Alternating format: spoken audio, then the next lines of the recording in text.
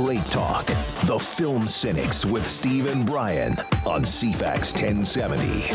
Greetings and welcome to the Film Cynics on C-FAX 1070. My name is Steve Johnston. I am joined by the ever-smiling, ever-good time having man, Brian Dukowicz. Brian, how are you today?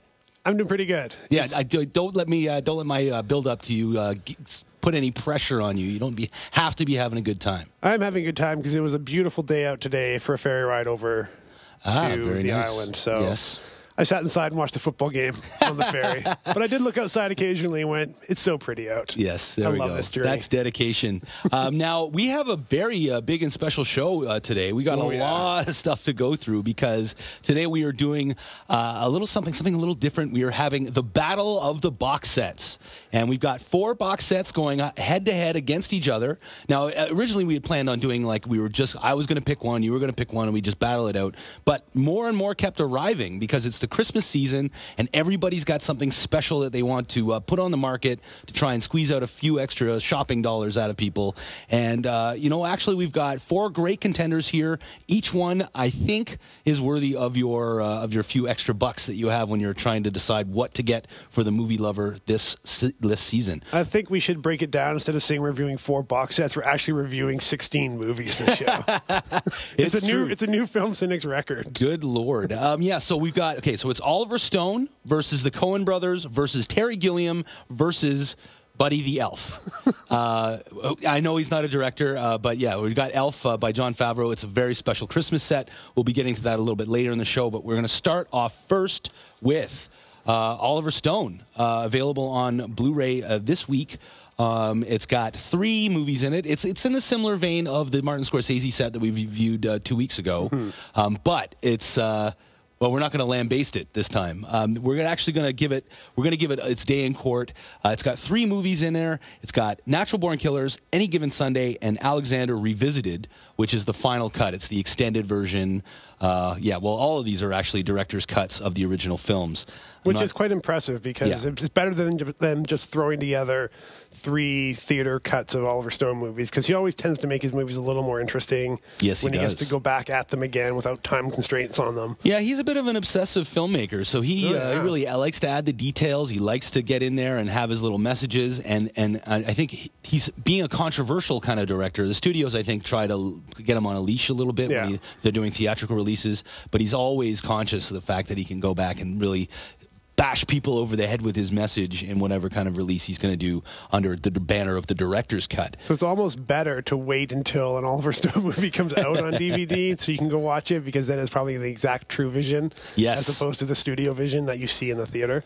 Okay, so what makes this particular one special? I mean, so each one of these films is the director's cut version.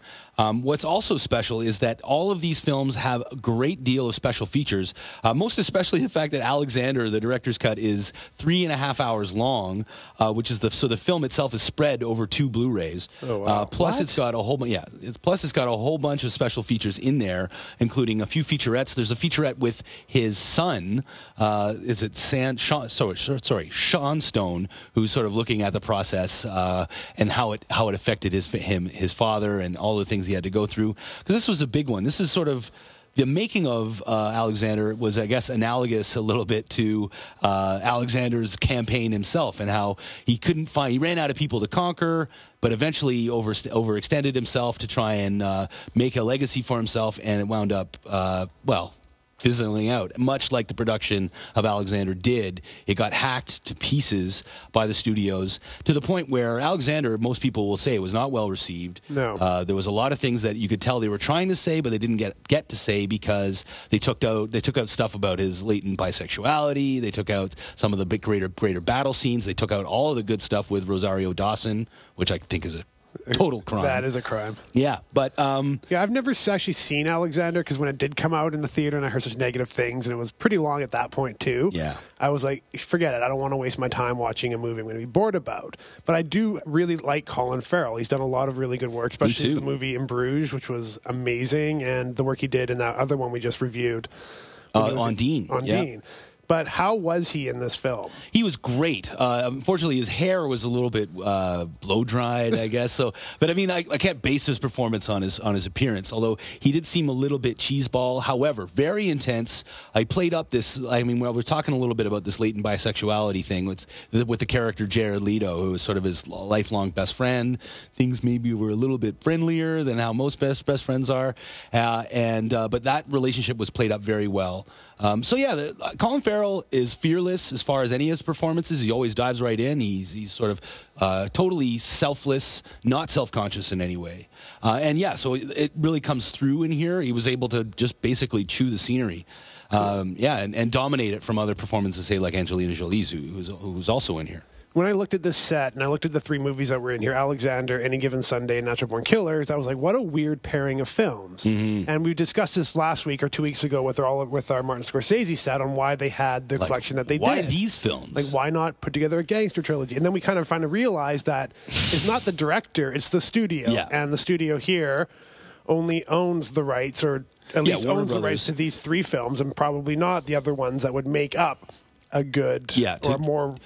To try and get a theme going, you would have to do some negotiating and wrangling with other studios, and that's just not going to happen. So they look like they have the rights to Natural Born Killers and Alexander, and like, well, we might as well throw in Any Given Sunday in there and make a box set out of it. Well, let me ask you. Okay, so I'm showing them, like, you're looking at the content of this Blu-ray. Yeah. When you're seeing as an Oliver Stone collection, are there films on here for you that are missing from an Oliver Stone collection? Well, yeah, Platoon. Okay, so you would have to have Platoon. I would have to have Platoon in my collection. To me, that is my all-time favorite Oliver Stone film.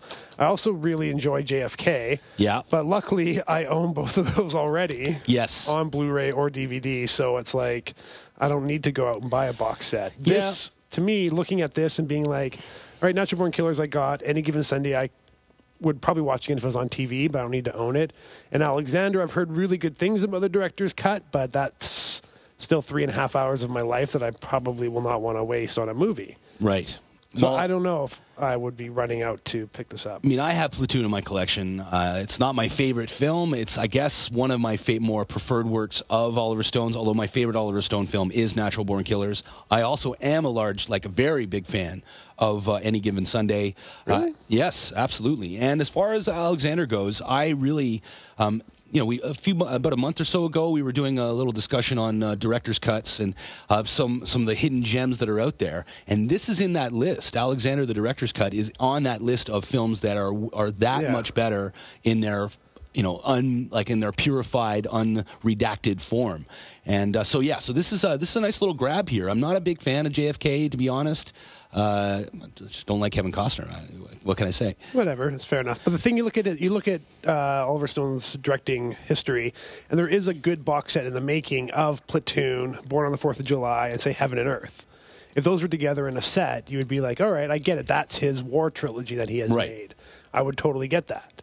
Or The Doors and Wall Street, and you put something else in there. Probably Any Given Sunday is the one you can kind of throw in to fill out these different sets. So I would have probably liked to have seen Platoon, Wall Street, and The Doors in a box set, and I probably would have picked it up on Blu-ray.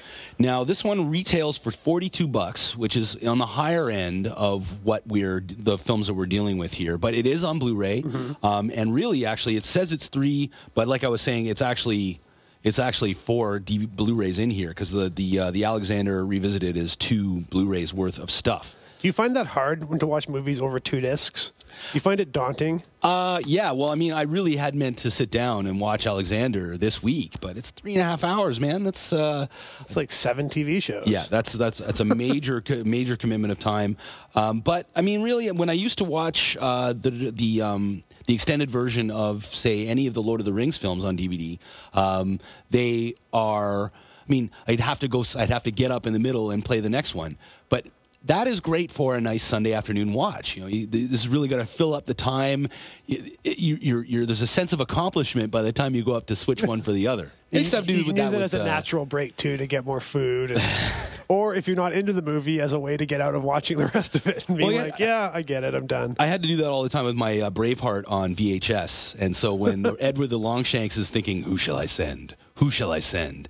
And then that's it. That's the intermission. It's kind of neat, because there's this second movement of the film, which is all kind of downhill from there, actually. Yeah. Okay, well, so what's the verdict? I'd say this is a decent collection. It is a little bit on the pricey side, but it's got some good films in here. The films that are in here have tons of special features, so it's a full-figured set. But yeah, versus these other guys, there's only 3 movies in here. But yeah, 3 movies on Blu-ray, so it's kind of like, well, it's good because it's on Blu-ray, but then in this day and age and the way we're going forward so quickly with technology, everything should be coming out on Blu-ray now. Right. They should stop making DVDs, I think. Yeah, maybe. That's a whole other topic we can get into at a different time, like next segment. All right. Well, yeah, we're going to take a break. When we come back, we're moving on to the Coen brothers. Stay with us.